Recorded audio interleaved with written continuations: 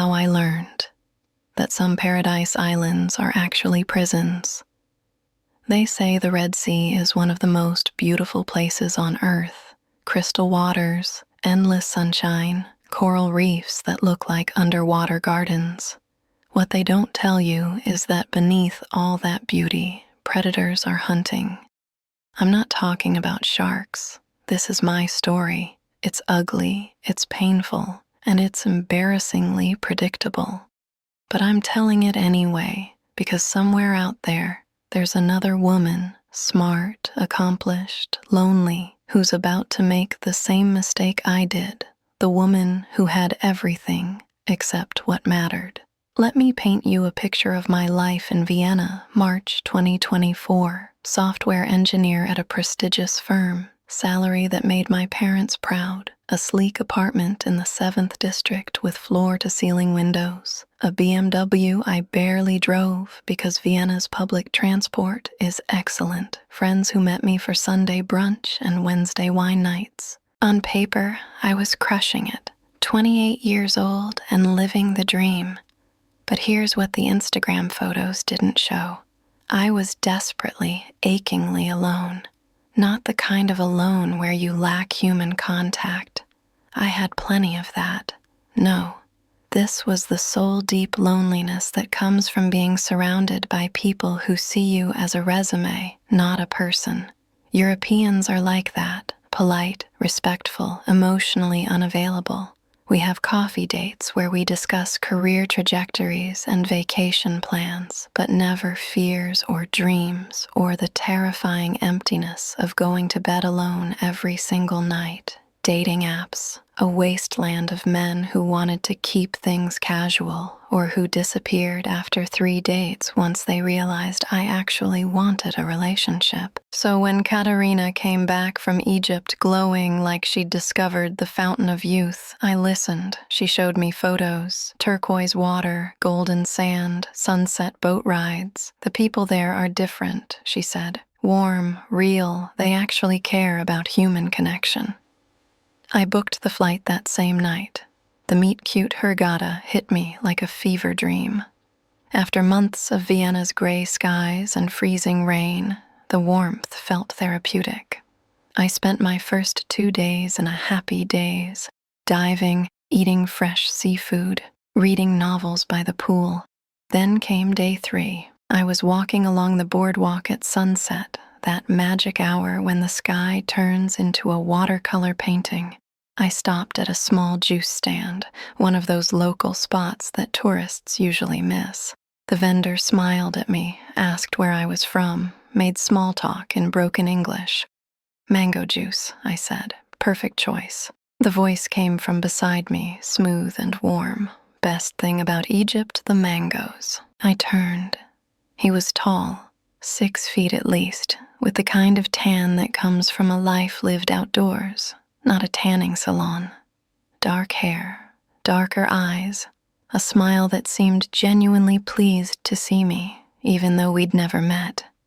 "Mina," he said, extending his hand. His handshake was confident, but not aggressive. "Let me guess, first time in Egypt?"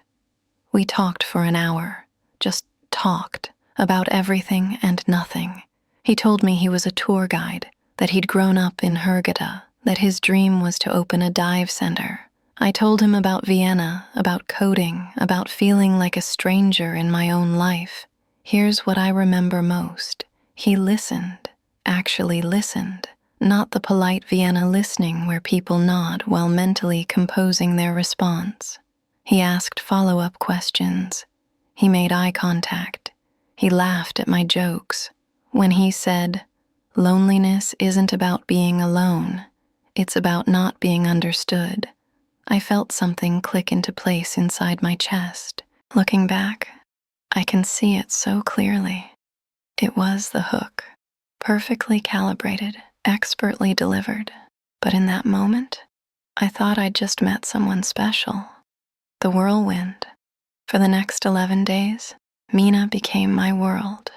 He showed up at my hotel the next morning with coffee and pastries. "I know the best dive spots," he said. "The ones tourists never see." We spent the day on a private boat, diving in waters so clear you could see 50 feet down. Between dives, we sat on the deck, sun-drunk and happy, talking about our childhoods. He told me about his father's death, about his mother raising him alone, about working 3 jobs to afford his diving certification. The story had every element of a perfect narrative: struggle, resilience, dreams deferred but not abandoned. "I'm not like other guys," he said one night as we walked on the beach. "I'm not looking for something temporary. I want the real thing: a partner, a family, a life built with someone." Reader, I believed him. Why wouldn't I? He was attentive without being clingy, romantic without being cheesy. He introduced me to his friends, or people he claimed were his friends. He took me to his mother's house for dinner, or what I thought was his mother's house. On my last night, we sat on my hotel balcony, watching the moon rise over the water. "I don't want this to end," he said quietly. "Neither do I. You could come back. You work remotely sometimes, right? You could spend time here. We could see where this goes." The crazy thing is, it didn't even seem crazy. It seemed like fate. Like the universe had brought me exactly what I needed, exactly when I needed it. I flew back to Vienna, already planning my return. The fantasy life that was never real. The next 3 months were a blur of transatlantic romance and careful compartmentalization. 2 weeks in Vienna, work, gym, pretending to my friends that everything was normal. 2 weeks in Hurghada, playing house with Mina, pretending we were building a real life together. During my second trip, I rented a small apartment. We cooked together, watched movies, fell asleep tangled up in each other. It felt domestic. It felt real. "When we get married," he'd say, not if, when. "We'll have the ceremony right here on the beach. Small, just people who matter." "When's that going to be?" I asked once. "Soon. I just need to get the dive center going first. I want to be stable, you know?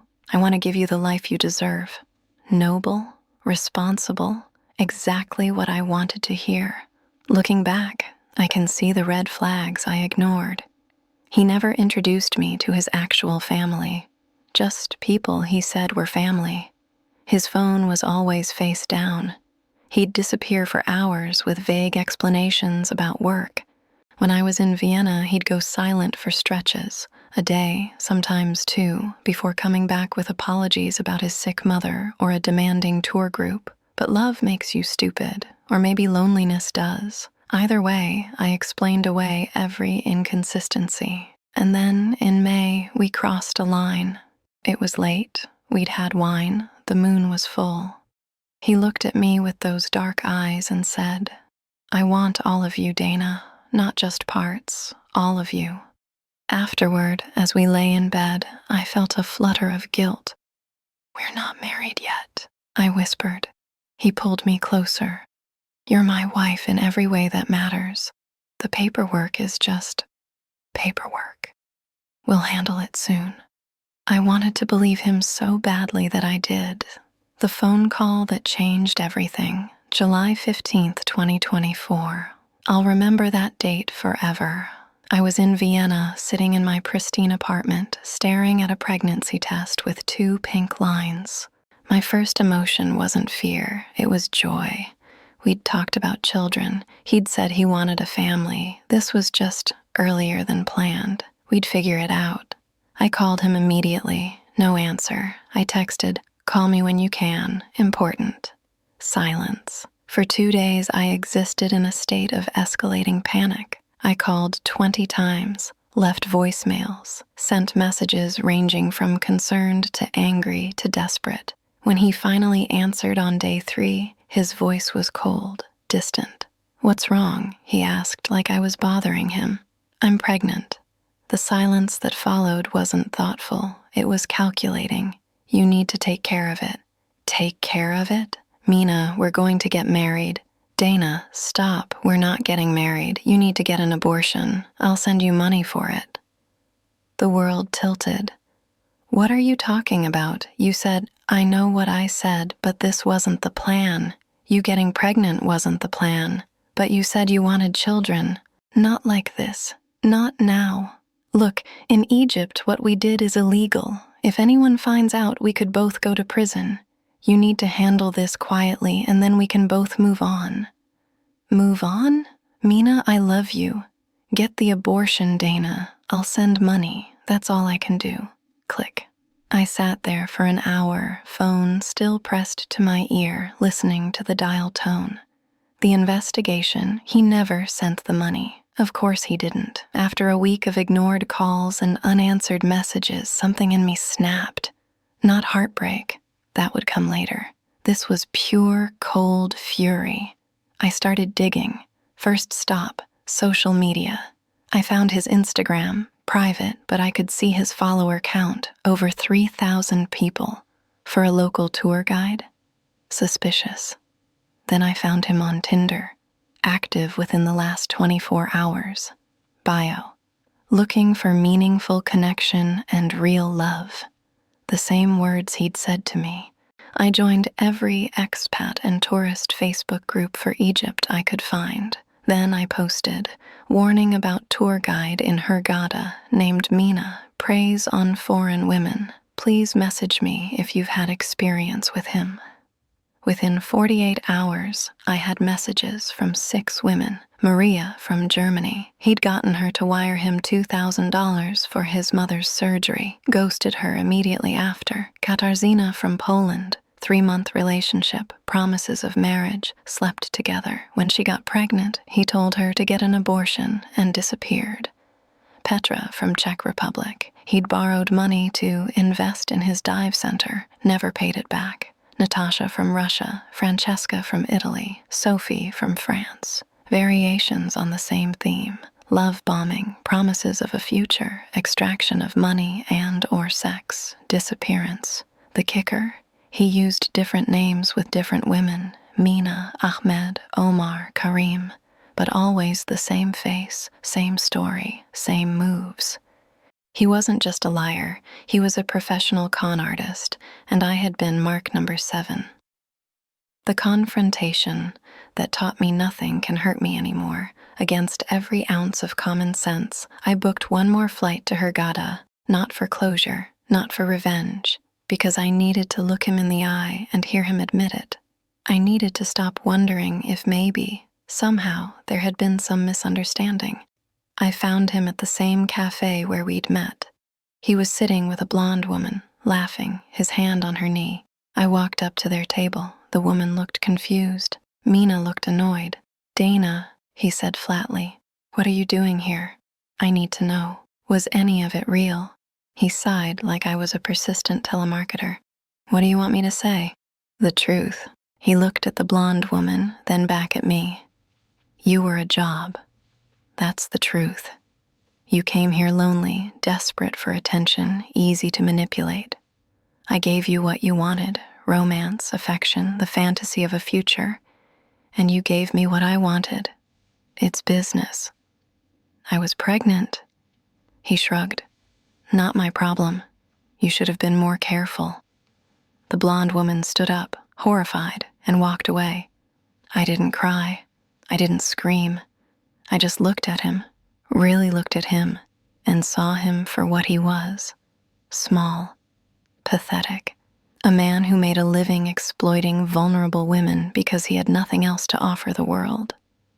I feel sorry for you, I said, and I walked away. The aftermath, I had the abortion in Vienna. Alone in a sterile clinic where they asked me if I was sure, and I said yes, because what else could I say? I spent the next month in bed, not because of physical pain, that healed quickly, because of the shame. How could I, a smart, educated, independent woman, fall for something so obvious? How did I not see the red flags? How did I let myself become a cliché? My therapist, yes, I got a therapist, helped me understand something crucial. It wasn't about intelligence. It was about vulnerability meeting expertise. Mina was a professional. He knew exactly what I needed to hear. He identified my weak spot, loneliness, and exploited it with surgical precision. I could have been a rocket scientist and still fallen for it. That understanding helped, a little. Why I'm telling you this. It's been 6 months. I'm okay now, not healed. I don't know if you fully heal from something like this, but functional. I go to work. I see friends. I've even started dating again, though I'm approximately 1,000% more cautious. I'm telling you this story because I spent weeks on those Facebook groups, reading stories from other women, dozens of us, all intelligent, successful, independent, all targeted by men who specialize in finding our weak spots and exploiting them. Here's what I learned. Love bombing is real. If someone is too perfect, too attentive, too interested, too fast, be suspicious. Trust your gut. Those moments when I felt something was off, I was right. My intuition knew before my heart was ready to accept it. Real love doesn't rush. It doesn't pressure. It doesn't make you feel like you need to prove yourself or lock things down quickly. Google exists for a reason. Use it. Search their name plus scam or warning. Check multiple dating sites. Ask questions. Loneliness makes you vulnerable, but it doesn't make you stupid. You can be desperately lonely and still deserve respect, honesty, and genuine love. I'm sharing my story not to shame myself, but to warn you, because somewhere right now, there's another Mina or Ahmed or Omar sitting at a cafe, scanning the boardwalk for his next mark. There's another lonely woman thinking maybe this is finally her turn for happiness. I hope she's smarter than I was. I hope she trusts her instincts. I hope she Googles him. But if she doesn't, if she falls for it anyway, I hope she knows she's not alone, that it's not her fault, that she can survive it, because I did. Donna Kowalska, Vienna, Austria, February 2025.